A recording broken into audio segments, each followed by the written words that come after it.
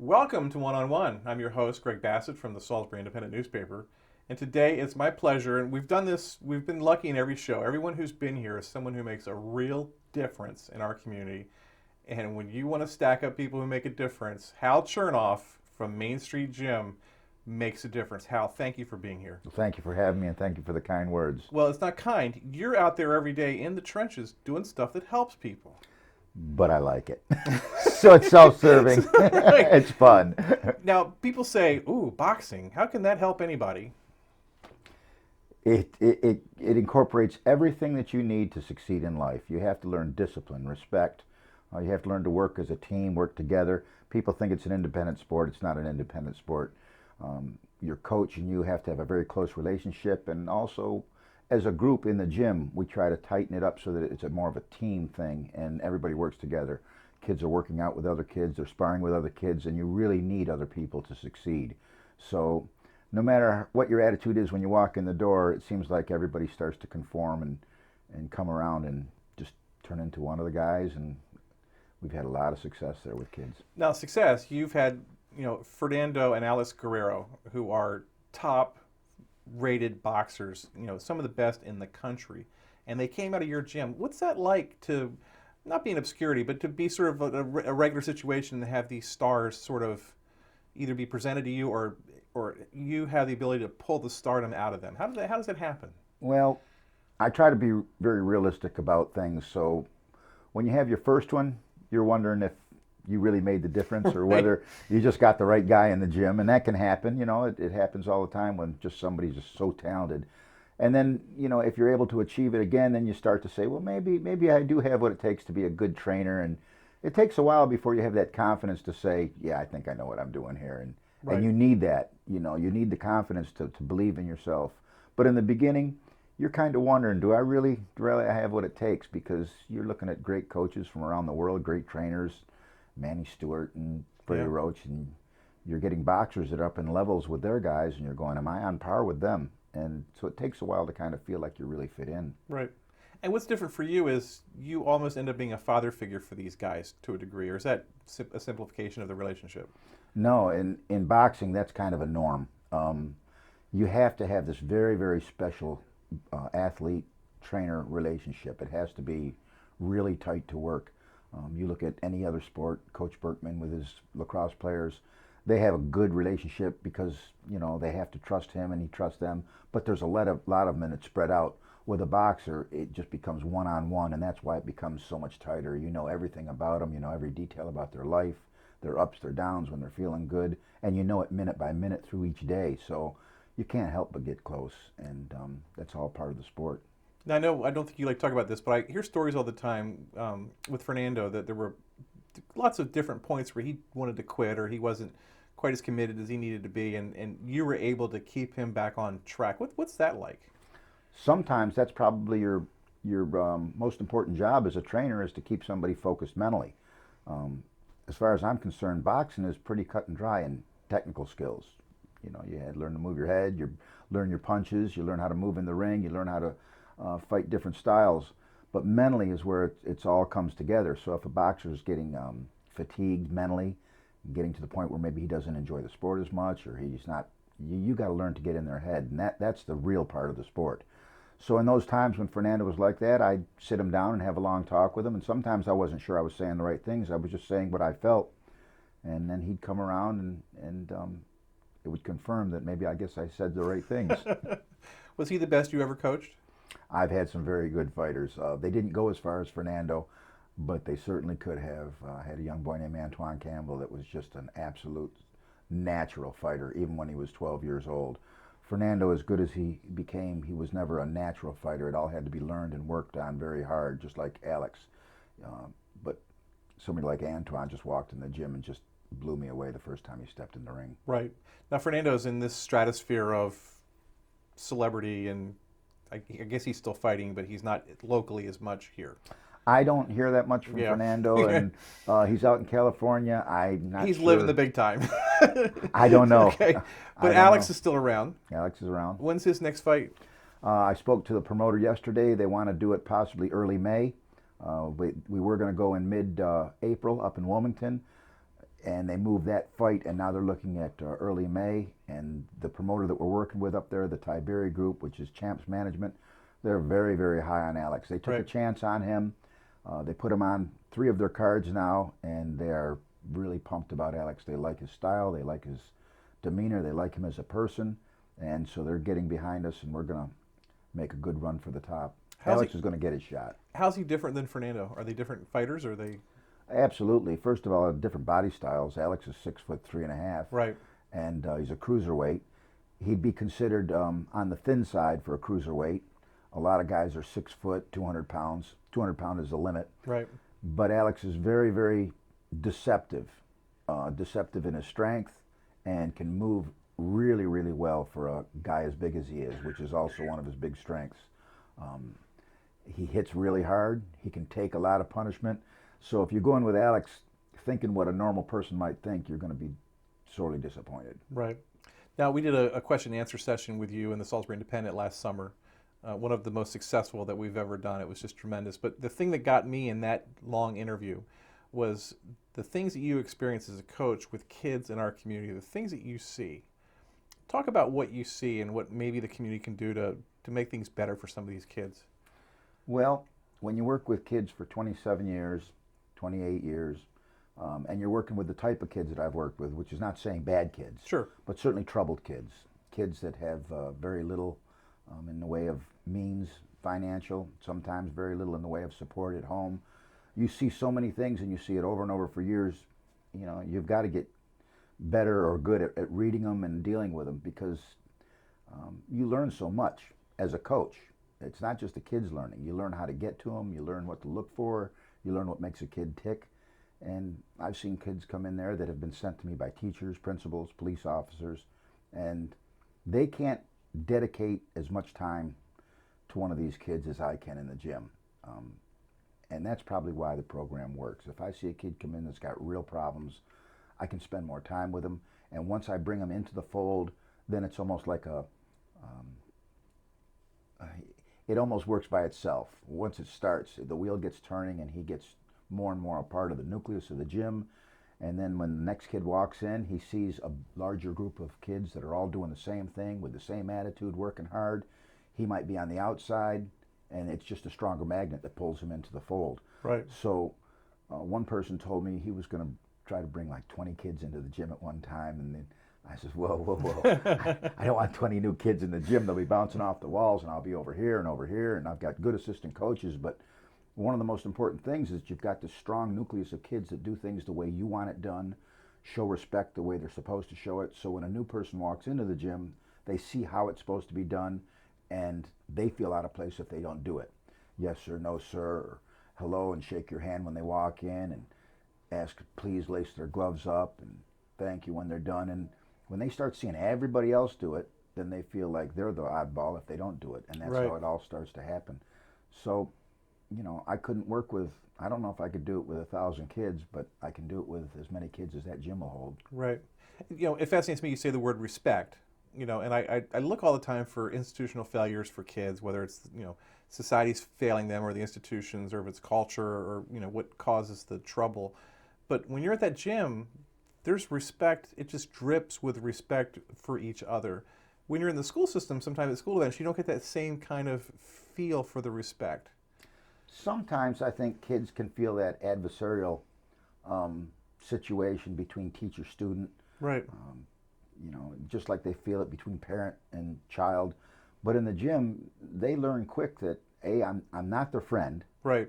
I'm their trainer, I'm their coach, Right. but it is a different relationship, and we have to have a very tight, close, honest relationship in order for things to work.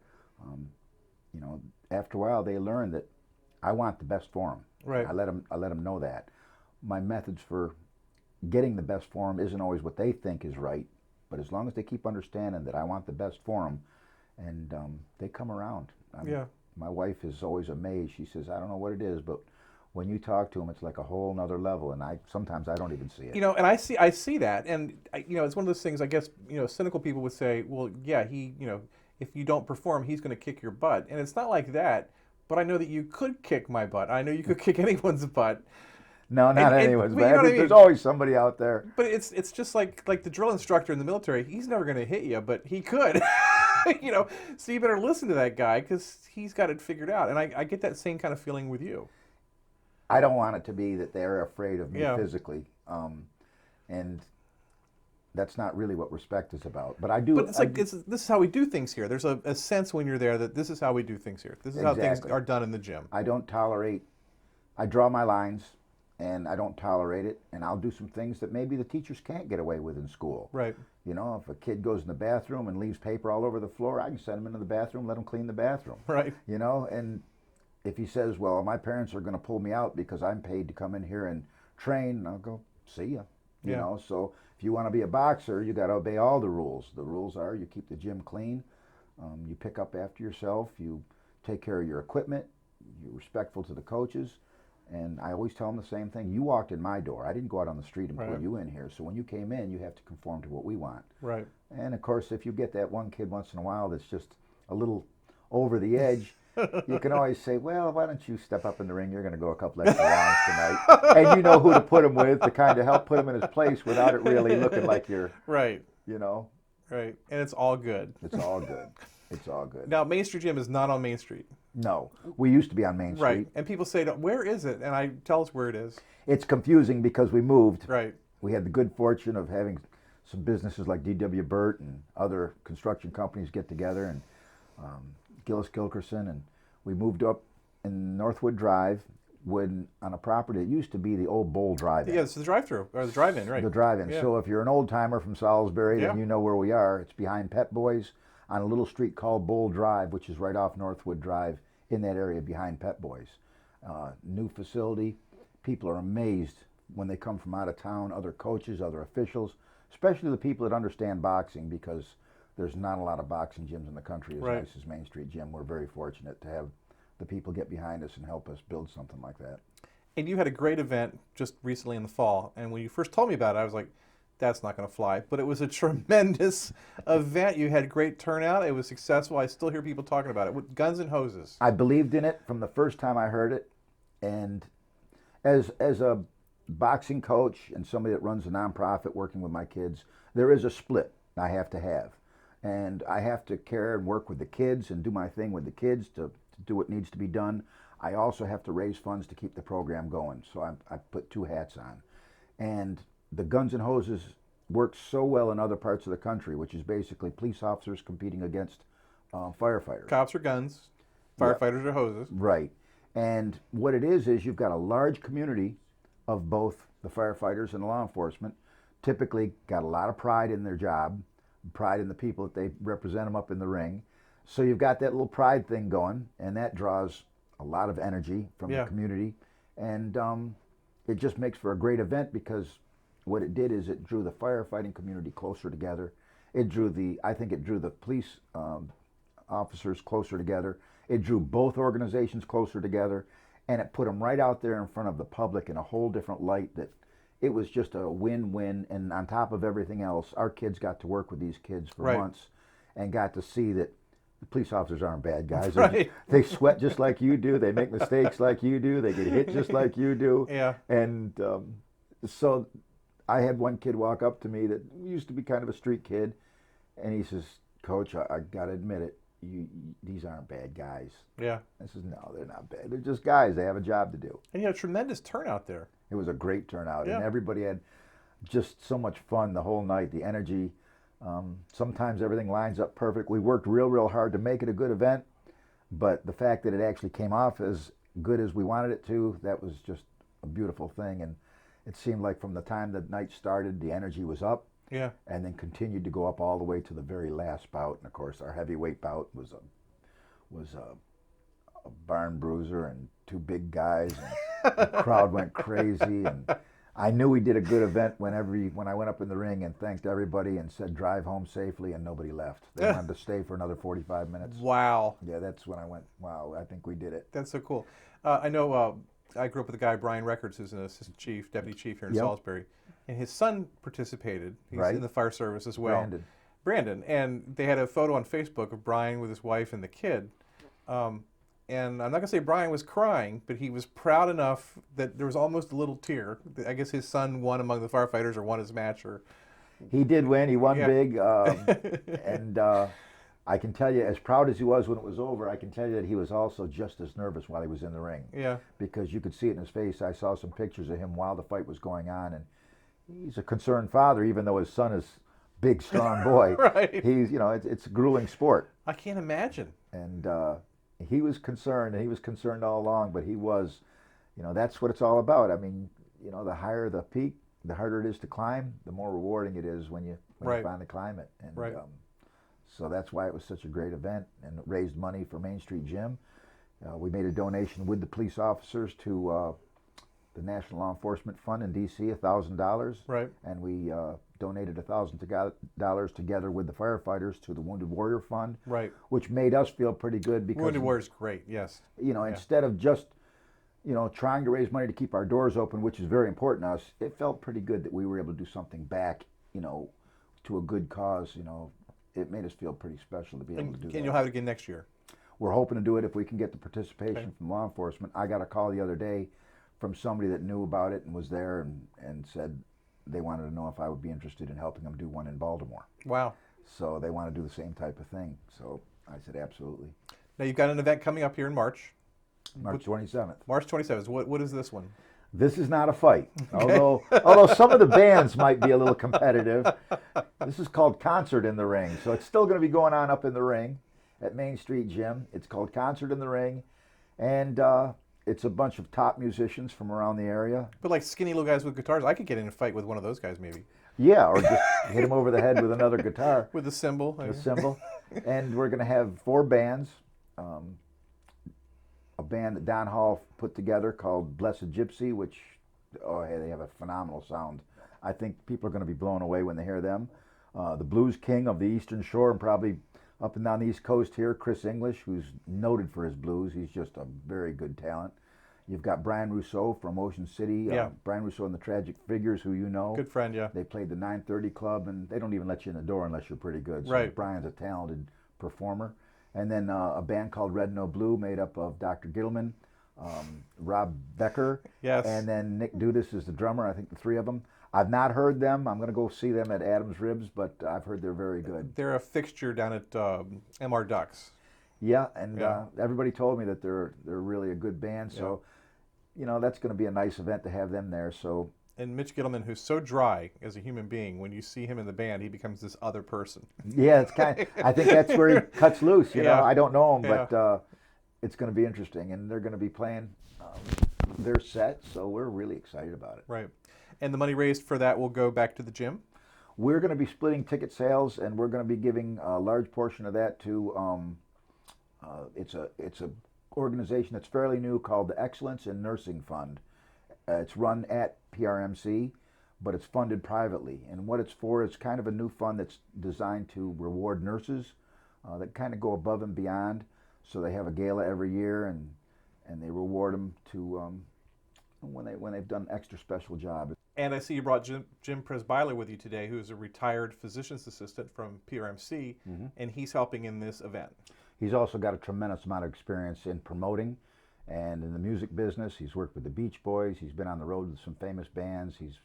He's done a lot, and so he stepped in to help us here, and he's very good with things like stage management, things that I'm completely unfamiliar with, and he knows a lot of people in the industry, so he's helping take the event to another level. And these band guys are very demanding, right? I mean, They can be. They can be a peculiar group. At least the ones I know are peculiar. they're not the kinds that hang around the gym very often, probably. No, they're not boxers. Any other events coming up? I know you guys, it seems like you're always trying to raise funds, but you have to, given what you do. Well, I think it's better that we go out there and put something on for the community that they enjoy and raise funds than it is to just go out and try to ask for funds. We've got people that have made just straight out donations, and gosh, we appreciate it. Don't get me wrong, but we kind of feel like we have an obligation to try to raise the money ourselves as much as possible. So we do work hard to put events on like this one.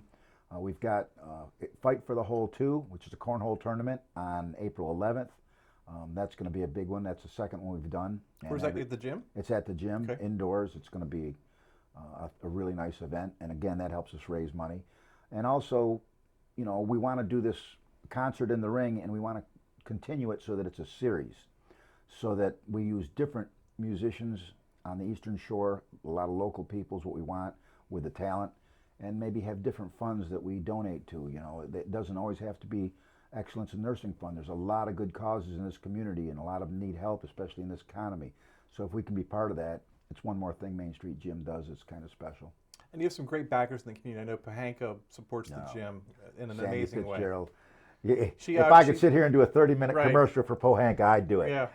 Yeah, she's been so good to us, and sometimes I'm hesitant to go to her because she's so good, and she just says, "Look, I know about Main Street Gym. I'm It's on like the board." She gets it. Yeah. And she says, "What you need, we will be there for you." And you know, just like I ask everybody else, she does so much in the community and so much for people that don't even realize that she's doing it. That I almost guarantee that she's touched so many people in this community that don't realize it. Right.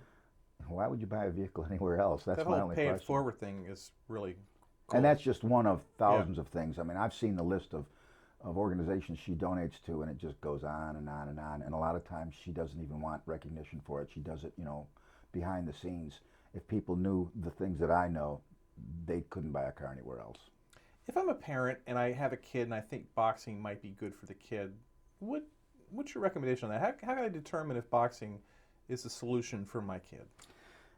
It's not so much boxing is good for your kids. It's the program. Like you said earlier on, it's how we do things with kids. So boxing is just the carrot. It's that item. I mean, it could just as easily be a chess club, but chess wouldn't work the way boxing does. Right. So, you know, the way to find out if it's right for your kids is to bring your kid in, have them sign up.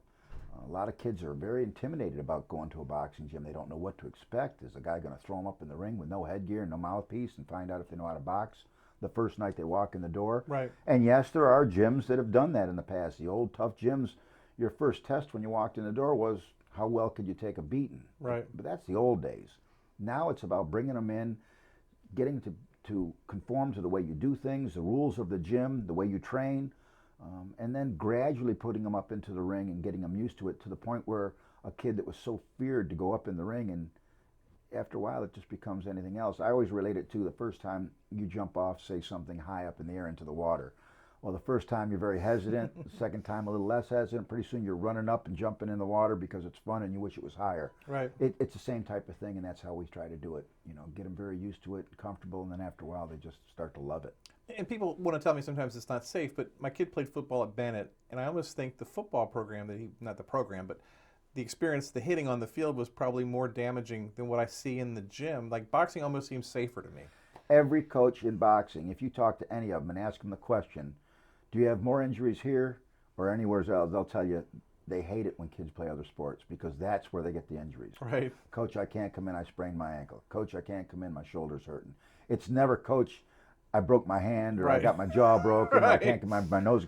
It's always injuries from another sport. And parents see that when their child is in the sport long enough. They see he's not going to the hospital, the doctor, having injuries. He might get tired after a workout, but the injuries are coming from these sports where you're running so hard at each other, and soccer even. I mean, Right. I train athletes that do not box in physical Yes. training, and they're constantly coming in banged up, beat up. So I've seen concussions from football and everything. Boxing is much safer, especially amateur boxing, for sure. I mean, those headers in soccer scare me. Absolutely. There's talk of banning that at some levels, I guess. Yeah, and I mean, that's just one thing in one sport, but they're tripping each other, running full speed. I see the injuries, and in boxing, we're very careful. When my kids spar, you're standing by the ring, you're watching every second. If you're an experienced coach, you know exactly what to look for when it starts to get out of control. Right. And it's about seeing something happen before it happens and saying, bring it down, or break, or, you know, you keep control of it. It's not just throw as hard as you can until somebody quits. It's not like that. To me, I get goosebumps. But when I watch boxing, to me, that's the moment when you go, that guy's in trouble. Like I don't know anything about boxing, but you can sense, oh no, there's that moment that happens, like he's in trouble. So I know a coach can see that really well. Oh, you can, and then sometimes you find out what he's really made of because they can pull themselves out of trouble. Right. And that's when you realize the kind of heart your fighter has, when he can take himself and come back from that. But one of the biggest fights in the history of the sport is getting ready to come up with Pacquiao and Mayweather. Yeah. And I have concerns about the fight myself. If it doesn't deliver, I think it could be bad for the sport. Yeah. But It took them 10 years to get their act together to finally fight. and it always affects our program. Right. When a big fight comes on, we have an influx of kids that want to come into the gym and box. So, this could be a good thing for Main Street Gym. We just want participation. We want the kids in there. We've had kids come out of gangs. We've had kids come from all walks of life. Kids that may never be good at boxing, but that's okay. They're still part of the program. He's the coach. He's Hal Chernoff. He's making our community better every day. He's changing things like crazy. Great mentor. Coach, thanks for coming in. I really appreciate it. And you're going to be coming out to listen on March 27th. Well, if Brian Russo's there, I've got to come out. He's a good man. Coach, tell us again, you've got the event coming up with the musicians. When is it? Concert in the Ring. It's at Main Street Gym on March 27th. The doors open at 6:30. Just call me for tickets, 410-430-6687. I will say they are going fast, and I know we're going to be sold out by the time this thing comes around. And then we've got, on April 11th, Fight for the Hole 2, the big cornhole tournament that's coming back to Main Street Gym. Right. With a $1,300 payout. Some great food going to be there, just like last year. Anybody that was there last year knows what kind of program it's going to be, so we'll probably draw a lot more people there. And call the same number for that? 410-430-6687. Great. And what you do for the community is just tremendous. So what you do for the community is tremendous too, between this and I'm just the reflecting paper. what you do, I hope. Well, it's great to have a forum like this, and it means a lot to us, and I'm just glad you're here. Thank you. Thank you. I'm way more glad that you're here, but thank you, Thank Hal. you. Thank you so much. Coach Chernoff, I'm Greg Bassett here, your host, here on Pack 14.